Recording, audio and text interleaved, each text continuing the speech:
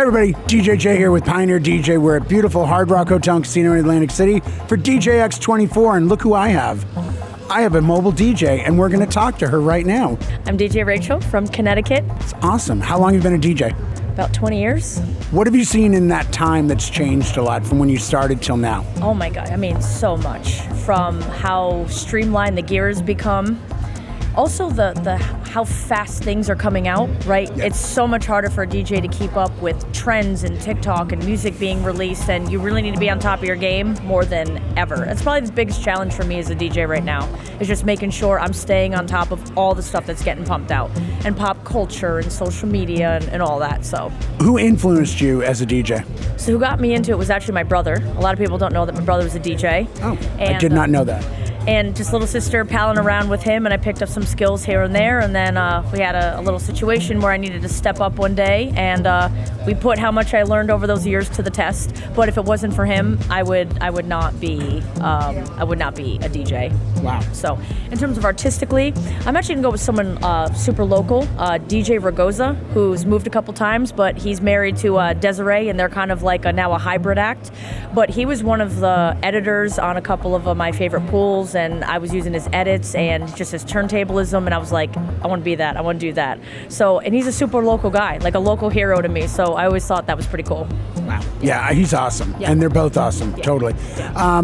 What do you do in your market to stay competitive? Provide solutions, right? As people are getting married or celebrating in less conventional spots, they're looking at places where there is no power, or you're in a barn, or you get 4x3 square foot of space and you need to make it work.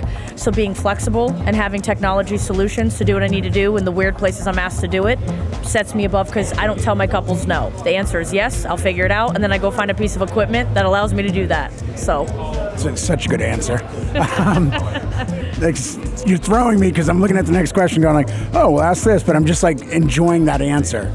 It's the truth, and if you don't adapt, you're gonna die. Like, people want what they want, and you better be able to provide it, and if you can't, someone else can. But at the same time, there's no excuse not to. Look at all the battery-powered gear. Look at the Omnis Duo, look at the Wave 8s. I mean, manufacturers are actually starting to listen to us because they see our challenges, and they're giving us solutions to the problems we're having. So now there's no excuse to not invest and have solutions for couples. Even something as simple as a jackery, right? You need battery powered something, and you buy a battery inverter, and you could be on an island with nothing, rocking the place. Absolutely. How do you balance work and life? What's your line in the sand for that? So there's a politically correct answer, well, you just do this. Honestly, something's always going to be sacrificed, and we're kind of lying to ourselves if we say otherwise. There's 24 hours in a day. You have family, work, pleasure, fun, responsibility, and you only have so much time to fit all that in. So surrounding yourself with people that understand your priorities, so that if they don't have your full attention and time, they respect that. So supportive family, supportive friends, doing work that feels rewarding, so even though you're doing it, you don't feel like stressed out about it. Like, that's why I choose not to DJ full-time. A lot of people think I am, but I still work a full-time job. I love my day job. I love teaching CPR. I love the adult education that I do, and it also helps me create content for DJs. It kind of translates, but at the end of the day, find rewarding work and find people that nurture that, and you won't feel as stressed, but there's always going to be something getting sacrificed somewhere. Sure. So that's the honest answer. No, there is no great balance. Figure it out. Something's getting sacrificed somewhere, and just rotate it. If you've been hitting the pavement hard, take a week off, take a vacation, come here to recharge. That's how you balance it. Figure out where you can drop a little and pick up a little bit more. I 100% agree.